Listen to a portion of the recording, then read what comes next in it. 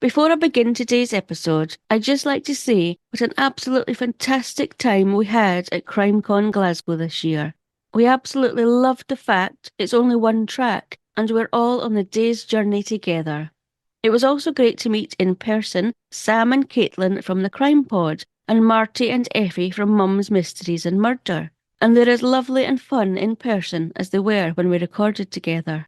We also met some other podcasters for the first time. There was Hannah and Kate from Don't Blame the Mum podcast, Wendy from Foul Play Crime Series, Tristan from A Murder Without End, who was there with his soon-to-be husband Liam, with the pair actually marrying the following day, congratulations, and Robbie from Cold Tapes, who I'm going to be speaking to in our episode released next week, to tell us more about Cold Tapes and how you can not only win the title of Super Sleuth of the Year 2024, but also be in with a chance of winning £10,000.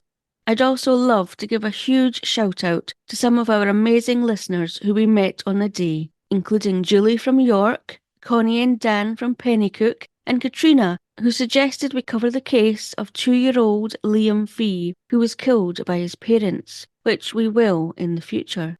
But thank you to everyone who came to say hello on the day, and thank you to each and every one of you for continuing to listen and supporting our wee show. In this episode, you'll be hearing from Steven Keogh, who was a former police officer with London's Metropolitan Police for 30 years, with over half of that time spent as a Scotland Yard detective investigating murder and terrorism. Since retiring, Steven has written 2 fantastic books, Murder Investigation Team, How Killers Are Caught, and Murder Investigation Team, Jack the Ripper, a 21st century investigation. And he now has his own TV series called Secrets of a Murder Detective on the True Crime Channel. So Steve, it's great to have you on the podcast finally. Yeah, Dawn, it's really good to be here. Thank you for inviting me on. Much appreciated. No, so we met, what did we meet in 2022 at Glasgow CrimeCon it was? It was, yes. And that was one of your first speaking events, wasn't it? Was that the first? It was the second. I'd done London.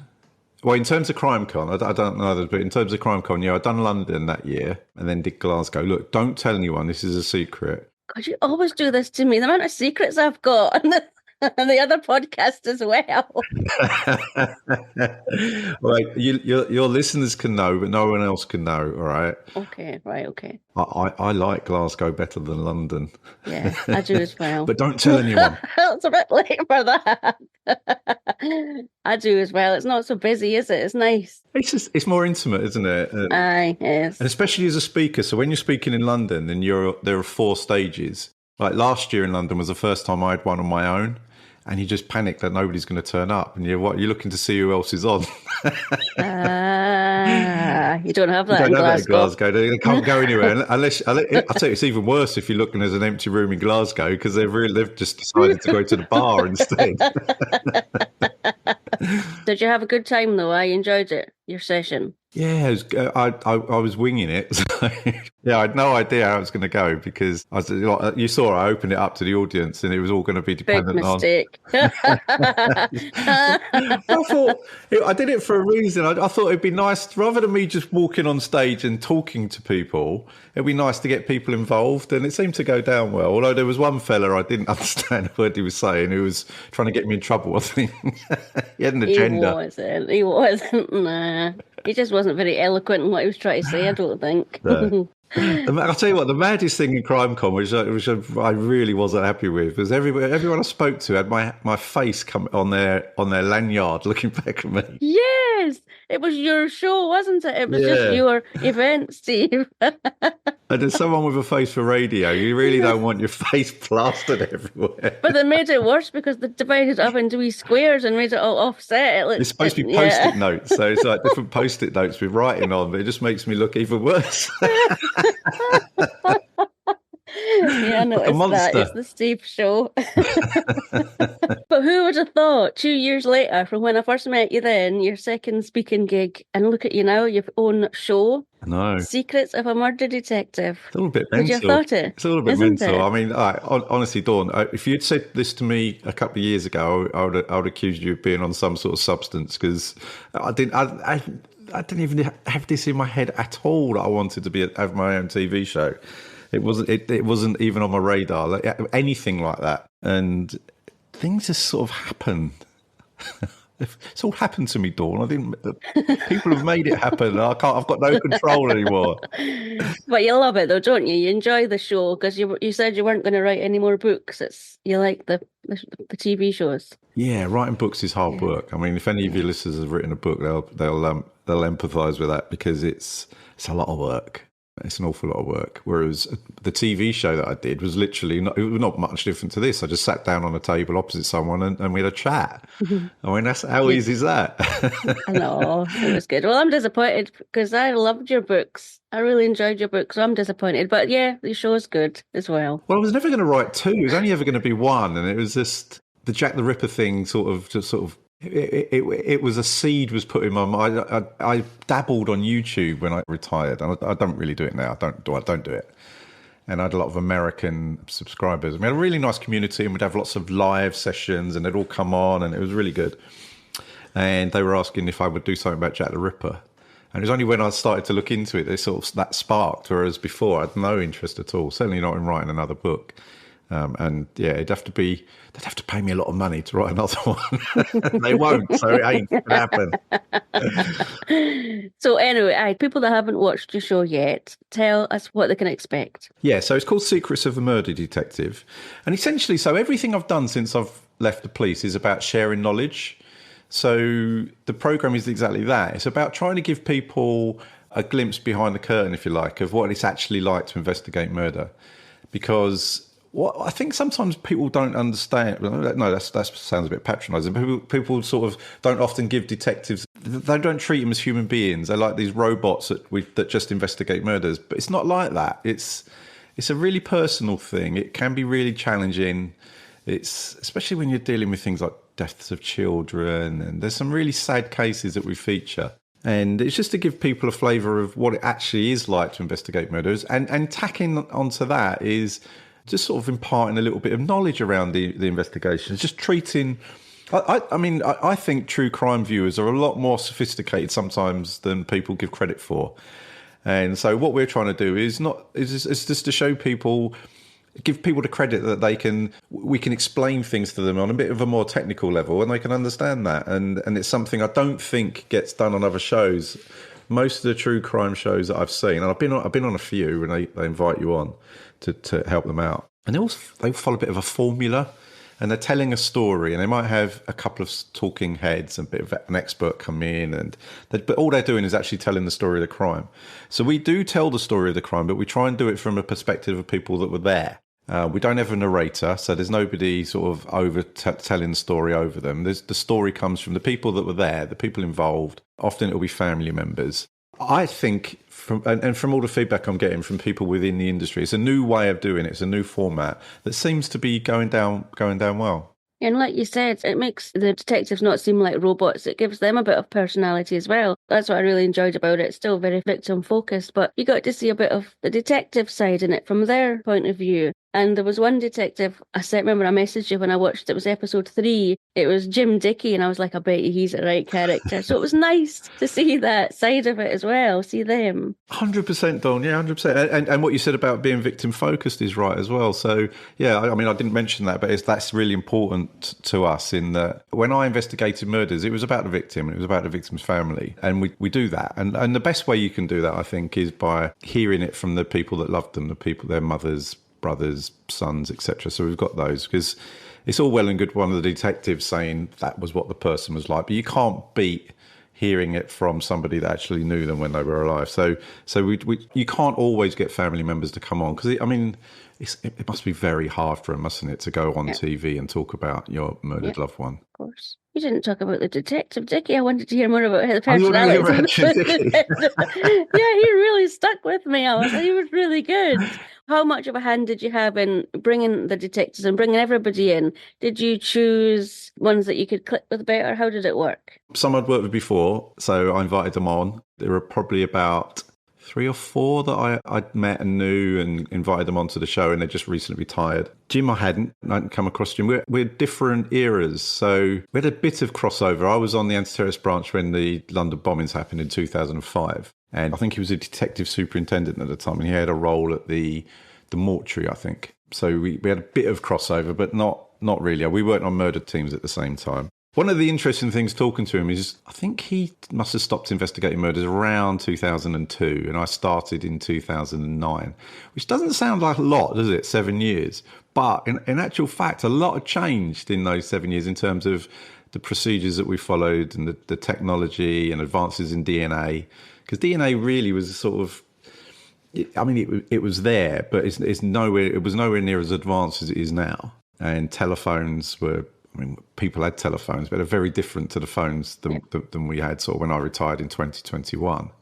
So, yeah, so from the time I left, so I suppose it was nearly 20 years from when I left, when he left investigating murders, but there was a lot, really, a huge amount of change. So tell me, you said earlier on that you hadn't met a lot of them, but you'd met some of them. So what was it like sitting down across from them? Are you just that easy to talk to? Was it easy or was it difficult to pull the information out? What was it like? I think it worked really well. And I think all of them, there wasn't one that didn't say, I don't think, that they preferred that format.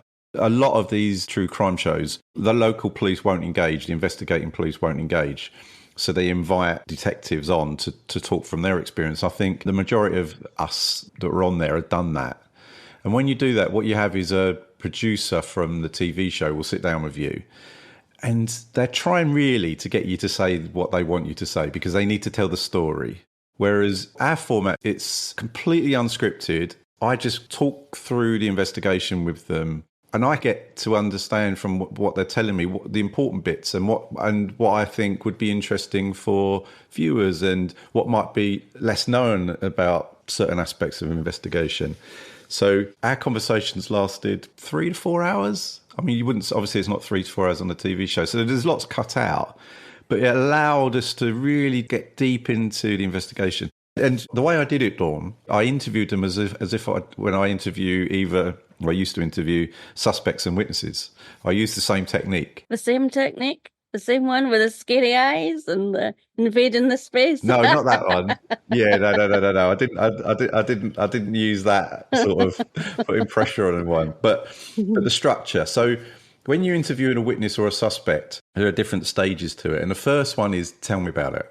And essentially what you're looking for them to do is dump and then just tell you everything. And then you'll say, oh, thank you for that. So we're just going to go back over that now and we'll go over each section, but in more detail. In witness and suspect interviews, they call it fine-grained detail. That's the phraseology they use. So it's exactly that. So by the time they'd dumped on me with everything that had happened, I had a good understanding of what had gone on. And then I can walk through it in a bit of a more detailed way and then sort of really drill down into the bits that I thought were most interesting. So it was exactly the same technique I've done for however many years in the police. So I had the structure, but I also had the bond with them because they knew that I'd been there too. So it was a sort of a peer-to-peer talk. So yeah, I think it worked really well. And they were all very nice. They were all very nice. They're all men. That wasn't intentional. John, I never even noticed that until you said it. Yeah. You're right. It was all men. It was all men. And it wasn't insane. It was just availability, people willing to come on, because it's very difficult to get the police to engage if they're still working in the police because their forces say no. It's very difficult. So it was much easier for us to go with retired detectives who haven't got those constraints on them, that they've got the press bureau people over their shoulder looking at what they're saying. So you could have a more honest conversation. Just because I'm nosy, why do you think it is that they don't want current detectives or police officers to speak to anybody? Yeah, I don't. I mean, the Metropolitan Police don't. I don't know if this is true, but I've been told that, I think it might be called the Met on BBC 9 o'clock on a Monday or whatever it was. They've got a sort of fly on the wall documentary. I've been told by a few people that they won't engage because they've got the agreement with the BBC. Whether that's true or not, I don't know. I've not heard that officially. Okay. But it doesn't explain all the other forces. Yeah. And we did approach some, but they don't want to. I don't know whether they've found that it's got them in trouble in the past or what, or out of their control. I don't know. Maybe control, yeah. Frightened that they can't control the narrative, maybe. Exactly. But there's still plenty of cases around, plenty of people willing to speak about them. So did you go into the show doing no research? I mean, obviously the first episode one was one that you were involved in. Yeah. Which was, that was really sad, that episode, watching you get so emotional. It was really hard. I mean, Dawn, as a police officer, I think we all deal with it exactly the same way. We just compartmentalise, we lock it away, and you don't deal with it, you don't talk about it. So when Richard and I were sat down talking about it, for both of us, it was the first time we'd done that. And where we were there for the 3 or 4 hours and we were sort of going through it in that real detail, it was like we were there. And the bit that got me upset was we were clinging on to the hope that the boys were still alive. So for your listeners that don't know, Cyan Blake, people keep picking me up on that it's Cyan. Yeah, she called herself Cyan. It's spelt Sean. So she called herself Cyan. Yeah. So she and her 2 boys were murdered by their husband, buried in a garden, and he fled to Africa. And when it came into us, it was a missing persons inquiry. And pretty quickly, we'd identified that the bungalow that I lived in was clearly a crime scene, and there were traces of blood that had been painted over by Simpson Kent. So we knew that something tragic had happened there, but we were always clinging on to this hope that it wasn't the boys. That as a parent, okay, we understand like these things can happen domestic violence is far too prevalent. You understand that can happen. But for a father to kill his children is rare. And we were just clinging on to that hope that he'd put them with family members. So we would actually, Richard went to his mum, the officer I was talking to, he went to see his mum, the kids weren't there. We were just trying to find the kids. But when that call came in from the crime scene, that actually we'd found a grave, and in the grave were all 3. I mean, it's undoubtedly was a low point in my career, and reliving that with Richard was hard. Yeah, it stood out for me because I remember you at London and somebody said to you, have you had counselling? And you were like, no, I don't feel anything. You were like, no, nothing. I was at the 7-7 one. Yes. Yeah. She was determined you were going to need counselling. She was convinced I had PTSD, didn't she? Yes. And then from that, and then watching that, it really hit home. I was like, God, you are human after all. So, yeah. Yeah, I mean, I'll always say this. Anyone who's heard me speaking before, it's children. And as a parent, I think it's just as a human being, seeing children come to harm is hard. And yes, I could cope with looking at most crime scenes and death, etc.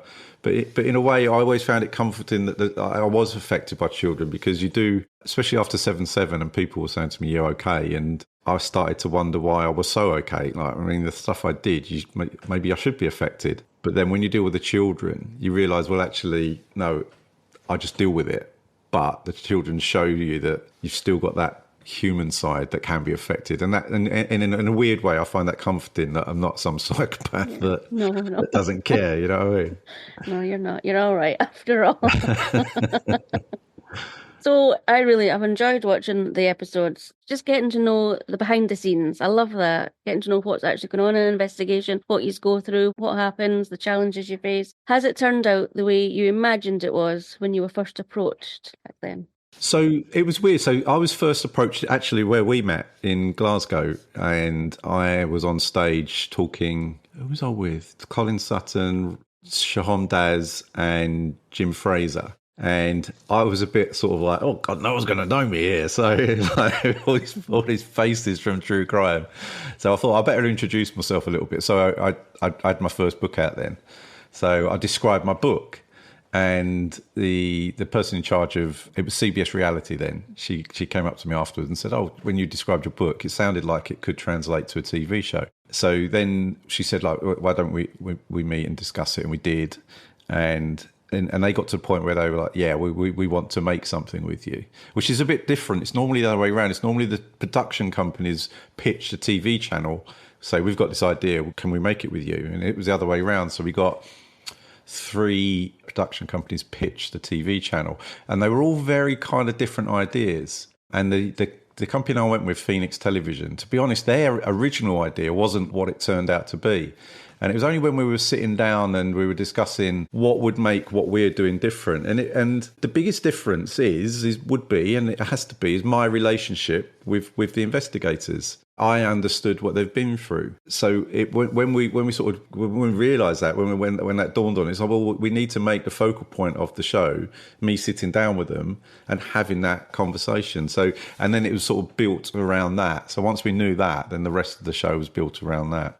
Okay. So has it been realised then? Are you happy with it? Has it been well received? Yeah, 100%. Yeah, I'm really happy with it. Really happy with it. The thing is, we've made it for a certain type of true crime fan. One that's got something going on upstairs, you know what I mean? One who's got some intelligence, who can appreciate it for what it is. We're not playing to the lowest common denominator. You know what I mean? We're not sensationalizing anything. We've got secrets in the title, but it's not the sort of secrets that would upset the family. It's always about, and everything I've done since I've left, it's about sharing knowledge. And that's what I see when I see the program. And that's the feedback I get from people that appreciate that actually, yeah, you're treating us in a way that not many other shows do, because you're giving us the credit that we're going to understand, and you know, we don't have to be spoon fed. And that's the feedback that I'm getting. But I'm getting it from the people I wanted the program to go to. Do you know what I mean? Mm-hmm. So, yeah, I'm really pleased. And I was, anybody that came up to me at CrimeCon, I was directing them to the woman from the TV channel saying, you better tell her so we can get season 3. Oh, there's a season 2. So we filmed 20 episodes, being 2 seasons. But because of some scheduling issues, another program missed its deadline or something. So they're putting it back to back. So we filmed 2 seasons, but they're going to be shown back to back. Oh, that's brilliant. It's going to feel like it's on forever, Dawn.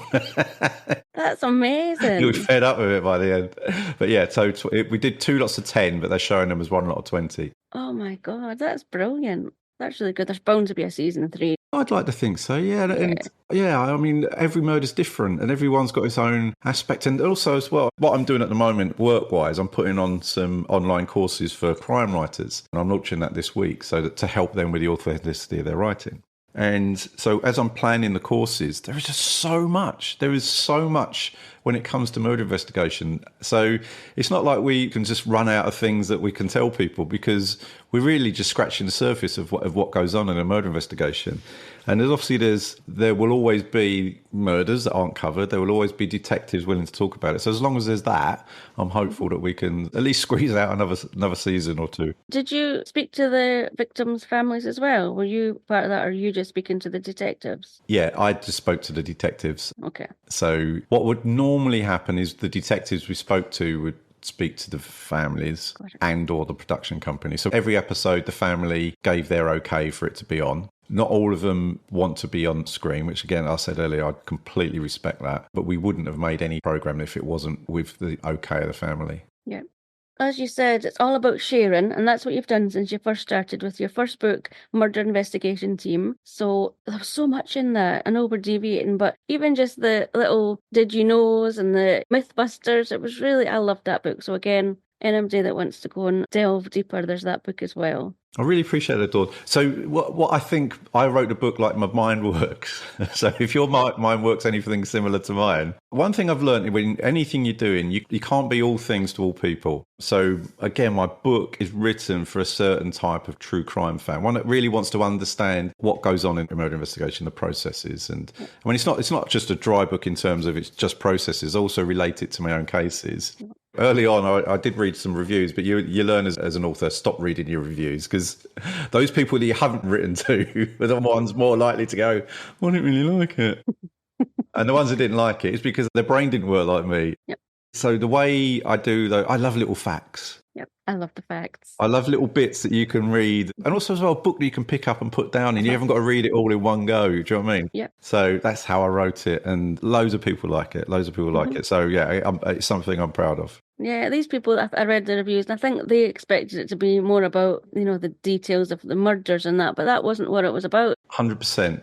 I can't remember where I saw this. I saw a comment about the episode with Cy Blake. And there was a comment somewhere, I can't remember where I read it. And it was from someone saying they wished that we'd gone into more details about the injuries of the children. Yes.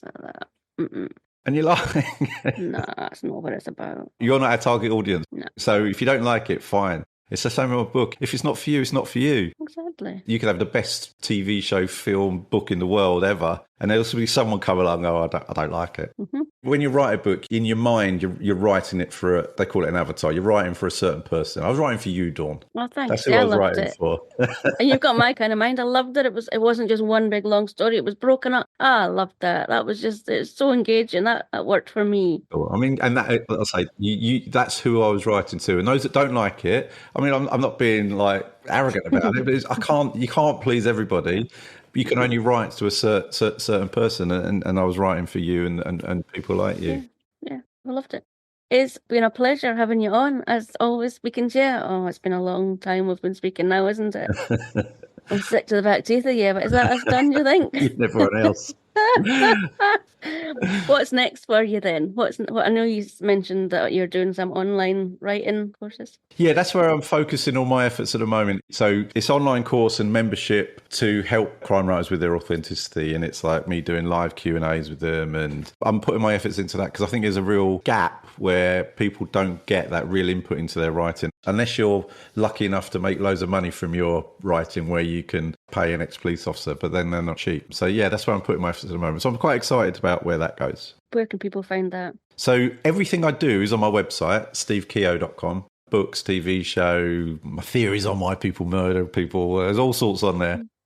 But yeah, so stevekeogh.com has got everything on. That's brilliant. Well, I'm looking forward to that as well. I'm sure I'll find a reason to work with you for that too. No, it's been a pleasure having you on and always nice to speak to you. Thanks, Dawn. I'll see you in London. You'll be in London? Yeah, I'll be in London, yeah. Fantastic. I'll see you there. I'll see you there. Take care, Dawn. As Steven said, you can find out more about him and what he's been up to by visiting stevenkeogh.com. He'll also, along with myself, be at CrimeCon in London in September, so go and get your tickets and don't forget to quote Scottish for your 10% discount.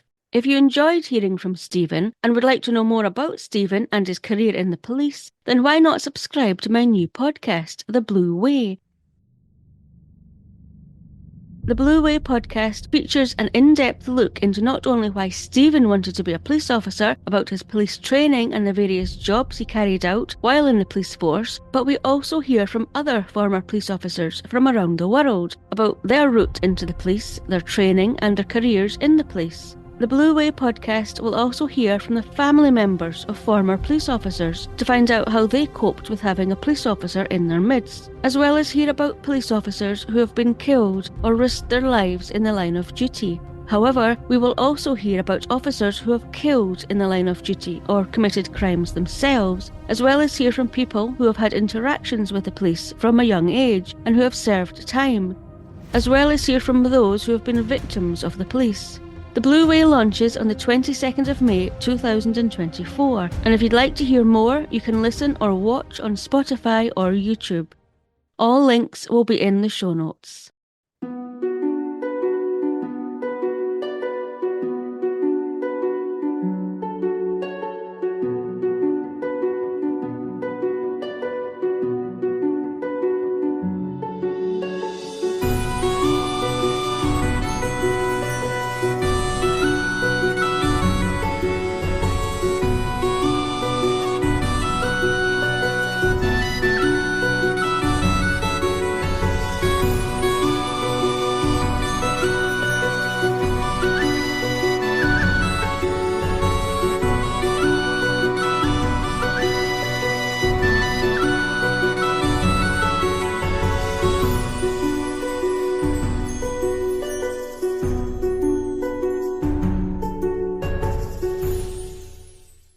Scottish Murders is a production of Clurin Ton.